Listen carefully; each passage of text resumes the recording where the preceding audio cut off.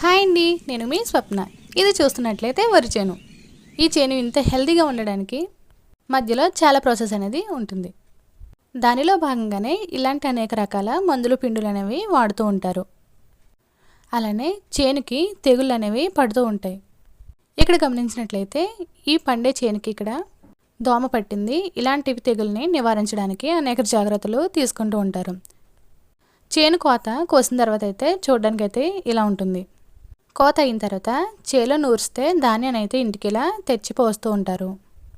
ధాన్యం చెమ్మగా ఉంటే మిల్లుకి అనేది తీసుకువెళ్ళరు. దానికోసమని ఇలా ఎంత ఎండ ఉన్నా సరే మండుటెండలో అయితే ఇలా ధాన్యాన్ని ఆరబెడుతున్నారు. వ్యవసాయం కోసం ఇంకా క్లియర్గా తెలుసుకోవాలంటే మన ఛానల్లోనే లాంగ్ వీడియో నేను ఆల్రెడీ పోస్ట్ చేశాను. చూడని వారు ఎవరైనా ఉంటే ఈ వీడియో కిందనే లింక్ ఉంది, వెంటనే క్లిక్ చేసి చూసేయండి. నచ్చితే సబ్స్క్రైబ్ చేయండి. Thanks for watching.